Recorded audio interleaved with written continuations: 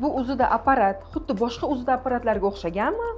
Yo'q, bunda faqat biza teri holatini o'rganishimizda foydalanamiz. Aynan teri kasalliklaridan atopik dermatit, neyrodermit, ekzema kasalliklari, undan tashqari terining hosilali kasalliklari, ya'ni hollarni, hosilalarni qon tomir bilan bog'langanlik darajasini aniqlashimizda ahamiyatga ega. Hosilalarni xavfli yoki xavfsiz ekanligini baholashimizda ham muhim ahamiyatga ega hisoblanadi.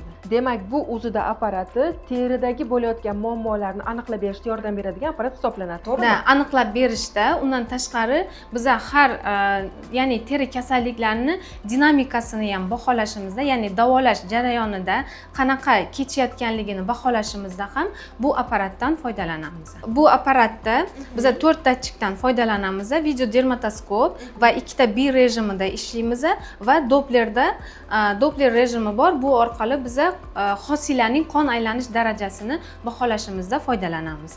Bu apparat men uchun yangilik bo'ldi va agarda sizning ham teringizda muammolar bo'ladigan bo'lsa, bemalol bizning markazimizga murojaat qiling, aynan xizmatimizdan foydalanib teringizdagi muammolarni bilib oling.